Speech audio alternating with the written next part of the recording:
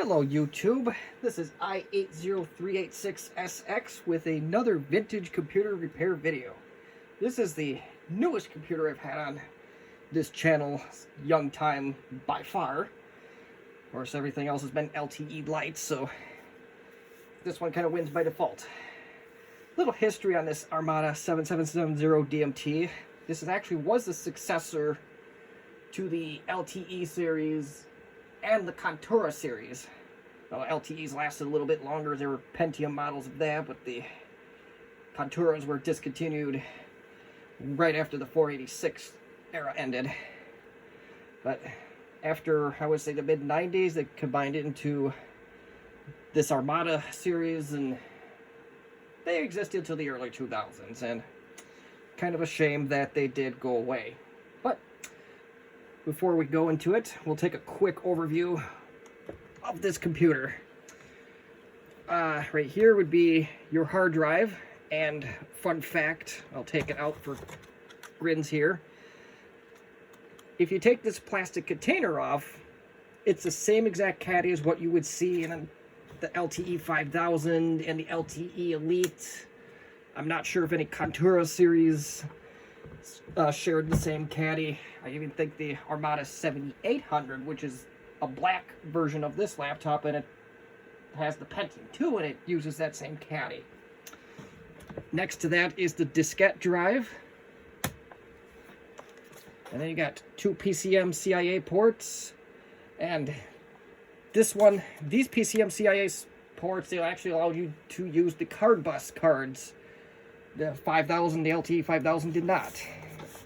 And back here, we got their standard modem, serial port, sound, VGA, PS2. No USB ports, though. The 7800 did have USB ports. I think it had one.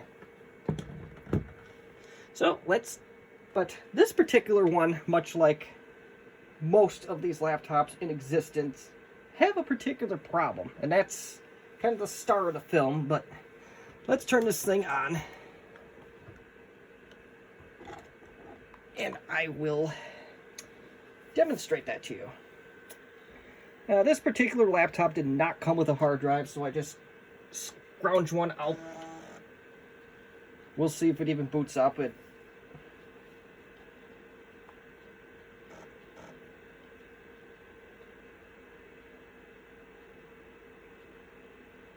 thinking about it. Oh, hold on. I don't know if it did come out of a Compaq, because I would not get that upper. If you saw right before I pressed F10, you saw a blinking white triangle. That blinking white triangle means the hidden partition is at the beginning of the hard drive that the Compaq utilities like to sit on. And most Compaqs in this era, in order to achieve that or get that utility without using the diskette drive, you have to load the two diskettes and you have to load them on a blank hard drive. If you don't do that, you're not getting into system BIOS. So this particular Compaq, it's an Intel Pentium MMX 233 megahertz, and unfortunately my pencil eraser mouse is missing, but I got this thing for next to nothing.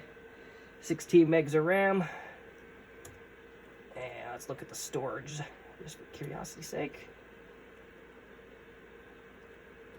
MIS, that's cute.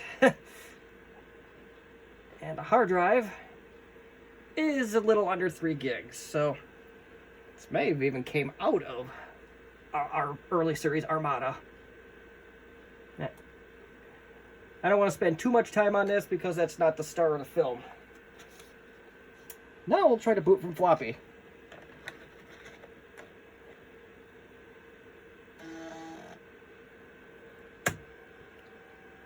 And you may hear that.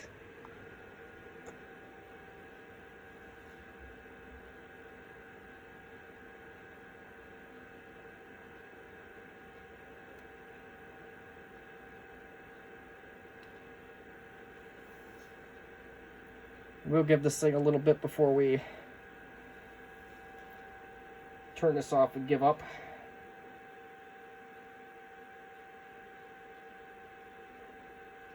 Yeah, it looks like this thing is not happy right now. Let's take that out of there. Not sure what's going on. I think we really made this computer unhappy. I'm just going to turn it off. I'm going to give up on it for now. So before we tear anything apart, disconnect all power sources, including that 20-something-year-old battery. You never know if that battery's been replaced or holds a charge. When I did one of my other LTE light repairs, I did come across a battery that actually held a charge. Next thing you want to do, since the diskette drive is the star of the show, let's take that out. Set the computer off to the side for now. To get in this diskette drive is actually very easy. You need a T8 screwdriver. And it's just those 4 bolts.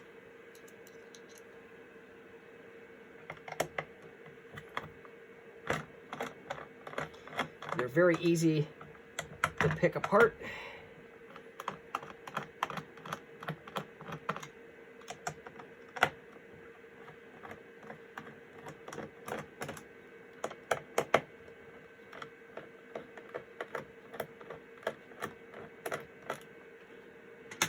And they're pretty much out, so plastic cover does come off with very little resistance. I would start at the back of the unit.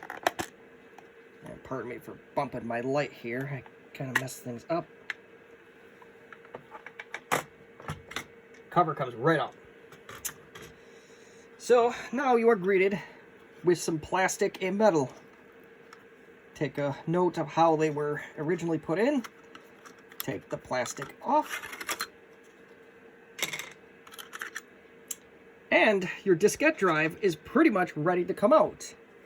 And if you notice, this is the infamous cancer known as the Citizen W1D.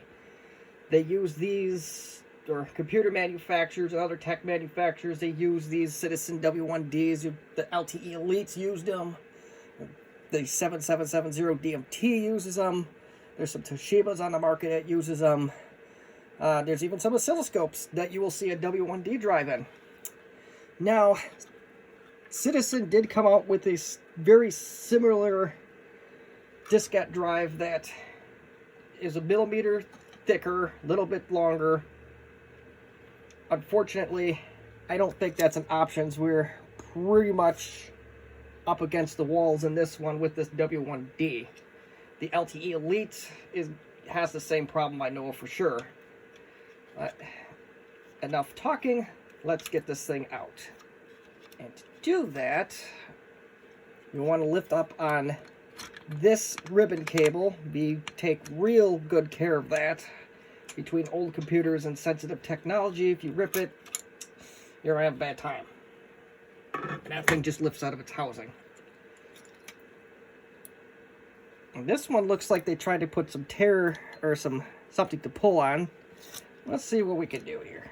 Let's pull that up. I'm going to put that off to the side before that gets damaged.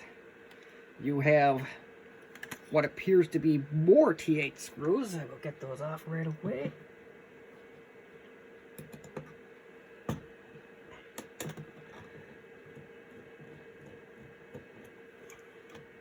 Let's put them in the diskette drive housing. That seems like a good place as any. And I am going to lay those like that. Those go on the left side, so actually what I'll do, I'll move that up.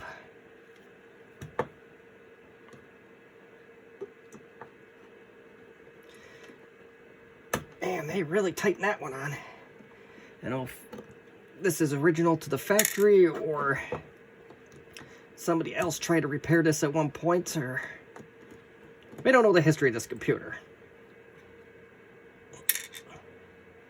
I'll put that just like that. Although it does have a Compaq sticker on it, so it probably is original. Next thing you want to do, there are 4 small Phillips head screws. 1, 2, 3, 4. And the one on the left has a plastic insert that you'll want to remove. I could have swore that those plastic inserts had a tab on them. So that'd be something to, once you get those screws off, that's something you may run into. Mine does not have that, so I'm starting to think that the belt was replaced at one point on this drive. I'm just going to start taking those off right away. Housing's a good place as any to store them.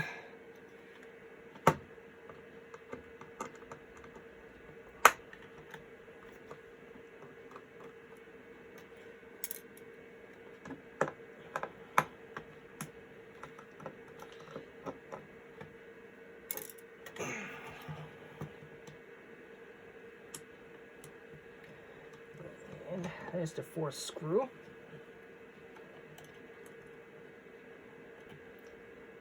And, well, this one is clean, so maybe the drives in the Armada 770 DMT maybe just a little bit different, or Citizen redesign them a little bit. But once those screws are off, just grab it aside. Move the cover. Next thing you want to do, you want to get the diskette eject button out. A little plastic tab, you just gotta push on that, and away you go. Now this is where you really have to be careful. Any wrong move in this thing, it's a very precision instrument, and your whole disk drive, you can kiss it goodbye. That's, I think the cheapest W1D that I've actually seen on eBay is $150.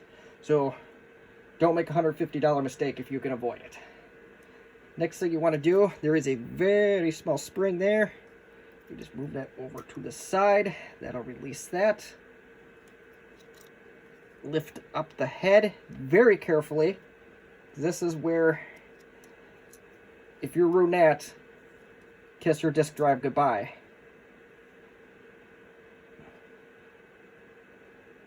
Do take a note of where things are. So now you can lift up on the front. This whole assembly will lift away. I'm trying to do this so you can see it, but I don't think we're going to be able to continue that, so I'm just going to try to put this down and we'll get this sucker off. Yeah, this one's really proven to be difficult.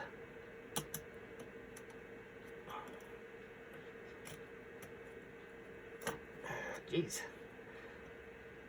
Always a troublemaker in every crowd.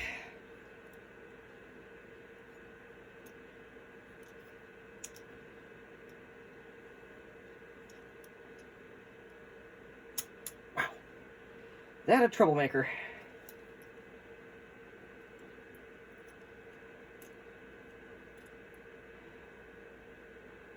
Okay, so that is off. Set that to the side.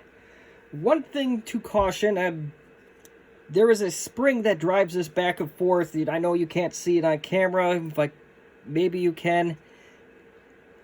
If you are not careful, you will jar that loose. You will break your disk drive. You will have a bad time. Next thing you want to do, if you notice, this belt is indeed bad. It is very, very loose. It's distorted. In order to get to that belt, there are 2 Phillips head screws. Take those off at once.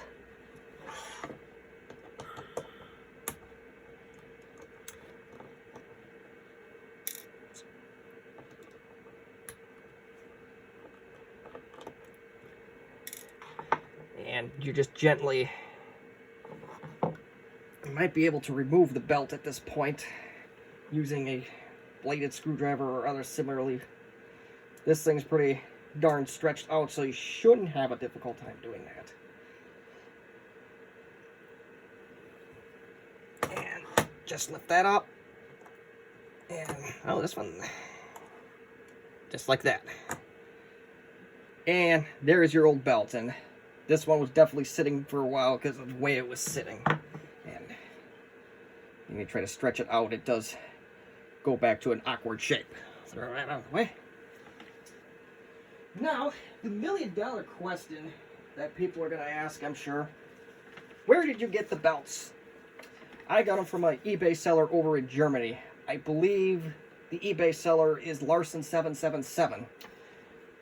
That is just a coincidence that we have a laptop with a lot of 7s in it and an eBay seller with a lot of 7s in it. The listing and letter I received with it is all in German. And you'll notice there are only 2 belts when it says 4. There was a unsuccessful attempt with what I think are disk drives that are beyond repair or have other underlying problems. But I'm not going to worry about those right now. I'm just going to put this belt back on. So first thing is first, I want to try and get this closer to the camera and try to hold it. There's a little bit of a groove. You want to get the belt on that groove.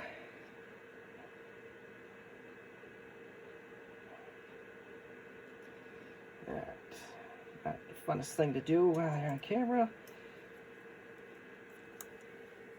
So once you have that and you are confirmed to have that belt on that pulley, put in the 2 screws that hold in that pulley. May even be a motor. That drives that belt.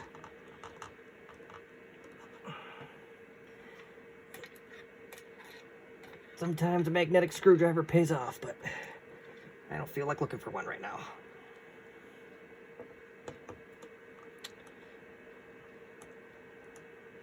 So, that sounds nice and snug. Next thing you want to do is you want to get this belt over the next big pulley. I'm trying to anyway. It's easier said than done on camera. Apparently, my hands have gone nervous. And you just wrap it around. Take special note, do not overstretch the belt.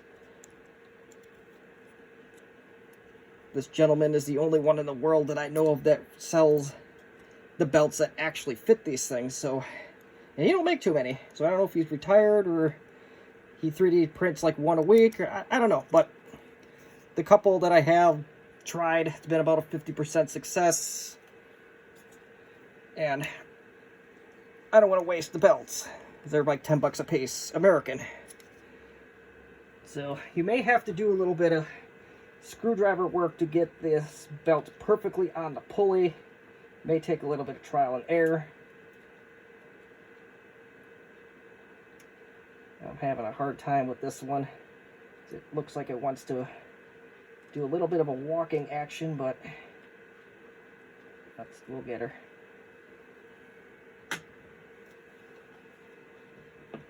Trying to do it with a Phillips head screwdriver is probably not the most logical idea I've ever had.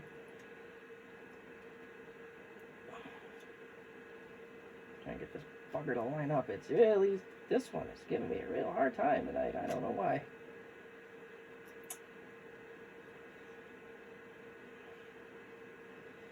Well, let's try spinning around and see what we got. Yeah, I gotta try this again here. It just does not want to go around that small pulley.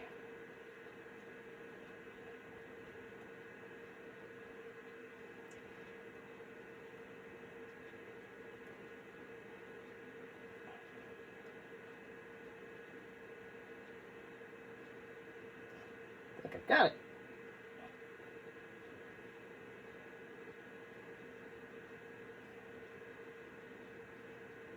I think I got it. And probably differences are marginal, but you can tell this belt is not taking a weird shape. It is moving when I move on that wheel. Not exactly sure if I'm supposed to be spinning on that, but who knows? We have nothing to lose anyway. Next thing you want to do, very carefully lift the head and slide this thing in.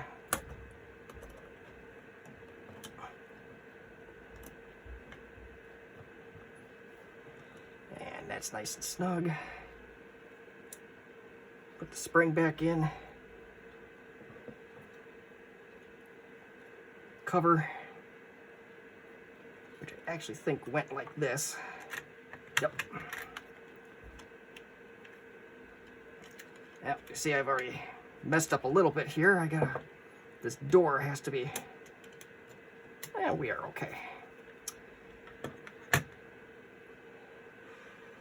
There's a general rule of thumb with computers that you don't put everything back completely together. Unfortunately, I don't think that's going to be possible, so we're going to have to break the rules of computers here.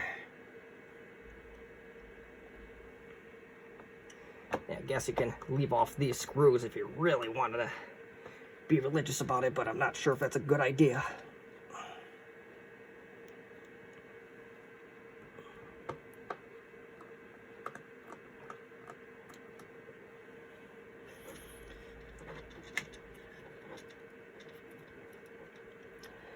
Unrelated note, while I'm doing this, if anybody ever finds a source for the predecessor to these drives, the V1DA15A or the V1DA15B, please let me know in the comments section. I have a bunch of those where the belts have either completely disintegrated or they're stretched to a point where they're not usable. And if you look at my video history of what I uploaded, you can probably take a pretty educated guess of where those drives came from. Put that plastic piece back in.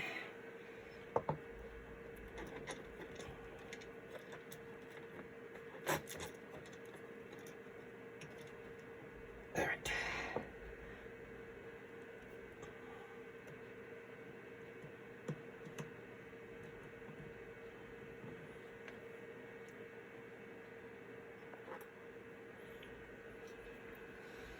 Alright, I'll get the rails back on.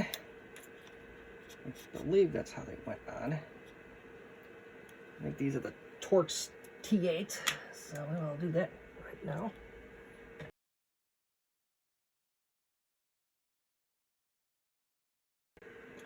And the rails are back on. So next thing you want to do, and this probably could have been done a couple steps earlier, is put the eject button back together. That just slides on, provided I can put it on correctly, like so, and it should just snap right in.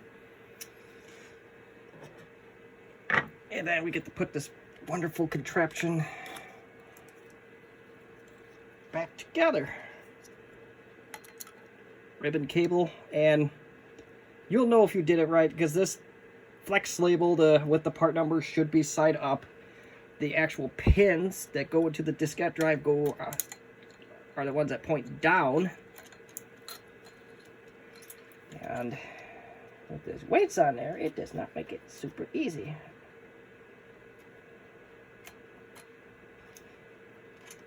All right. So in fixing, and make sure we're in the camera. Put that back together. Before we do that, insert the front first. A little bit of trial and error. I've only taken apart one other diskette drive from a Compaq Armada 7770 DMT in my life.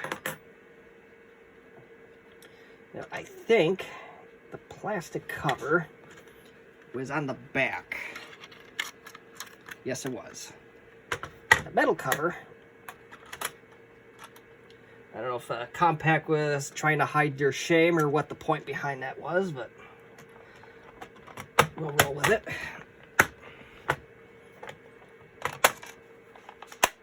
There's some snaps on this cover apparently, and screw the thing back together.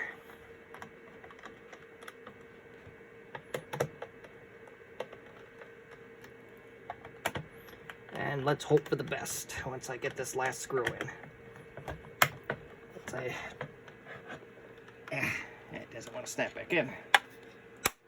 So I did try this with a drive from an LTE Elite, and I think I popped that spring that I talked about earlier, and I basically killed that drive. So, in other words, I made a $150 mistake. So let's put that back in. And let's hope for the best, because I don't know the history of this laptop. Get yourself a bootable diskette.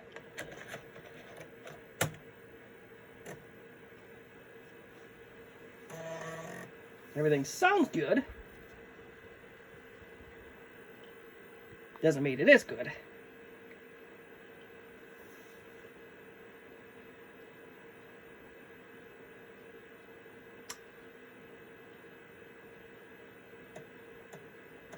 That's a very good sign. And this diskette drive, or the diskette rather, is disc 1 of the MS-DOS 6.22 installation, and it looks like it is handling that just fine.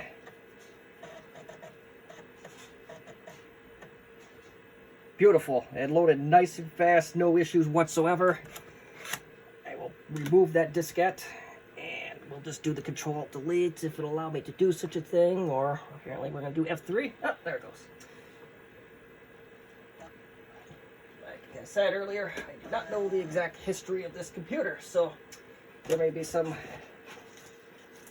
unknowns that we're going to discover together. The next test I'm going to do, we're going to boot into Windows. I'm going to format a disk, put the system files on it, not the full-blown DOS, but the basic startup disks that Windows can create, the 95, 98, and I'm not sure if Millennium Edition we're able to, but we don't have Millennium Edition here, so I am not concerned about it. And it's looking for PCM CIA card services. And it's found an Intel Ether Express Pro 116.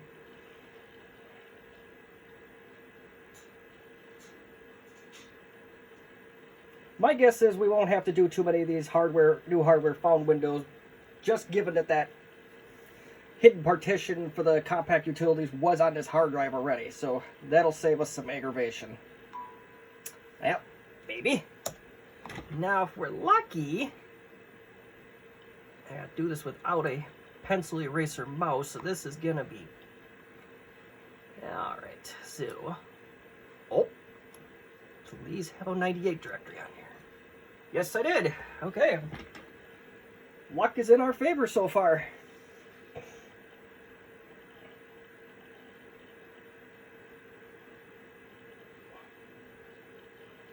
Keyword is so far.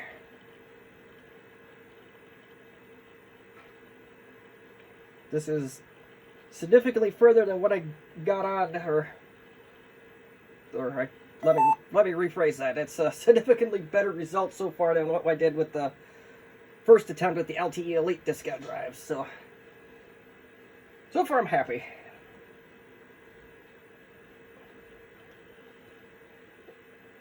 And are we going to get desktop? Well, thinking about it.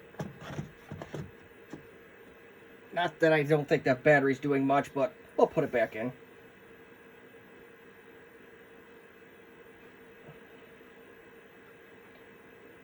I don't know what it's doing now. Maybe we just got to be a little bit more patient. Oh, there we go. Windows 98 needs its restarts as always. So once I get back to the Windows desktop with the magic of video editing, I will be right back.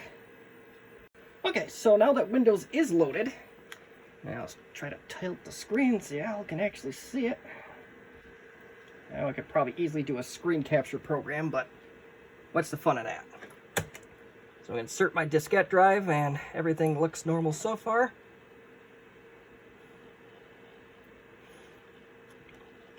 We're going to format it. And we're going to do a full format. And we're going to copy system files.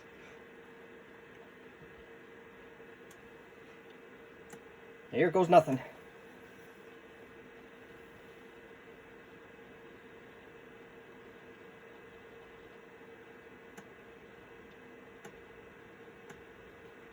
Computer kind of did something weird there, but hopefully that's just a fluke or residual programs loading in the background.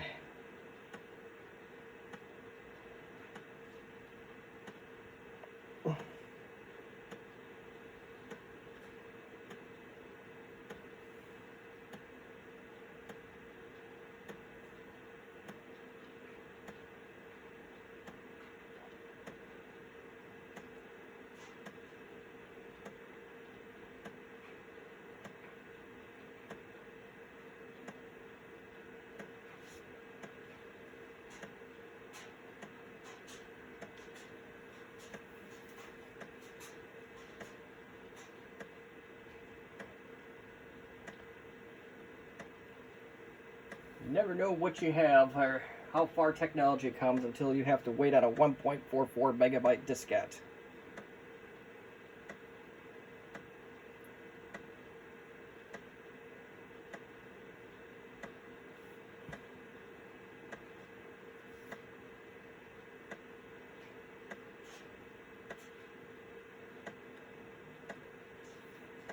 But so far so good. Knock on the wooden table, wooden pseudo table.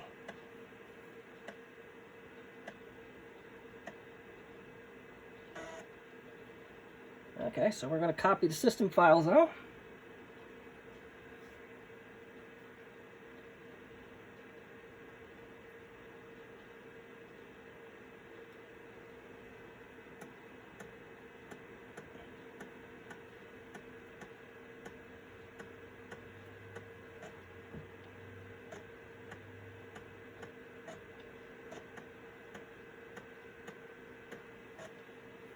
Awesome.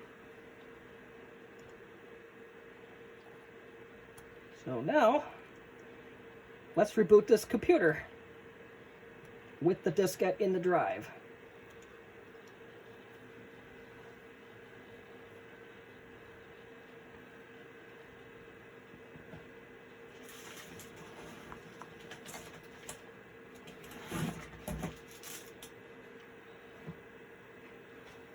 And there is one more test I'm going to do, provided this one goes good.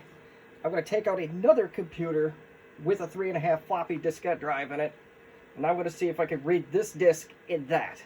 So there were some reports going around on vogon.org, which is a great place to find out things about vintage hardware and other cool stuff. And one of the things they reported that the discs may work in the computer they're made in, but they may not work in another. And as you can tell here, this one did read without incident. So let us set that disk off to the side. And let's plug in another computer with a 3.5 floppy. And lucky me, I still have one that works. Or the diskette drive works, rather. Surprise, surprise, it's another Compaq.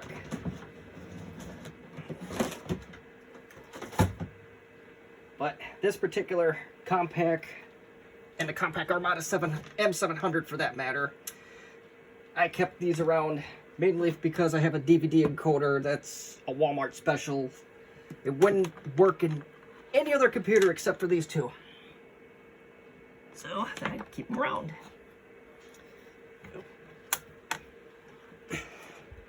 And there's the screen. Put the diskette in. Now let's see what we get.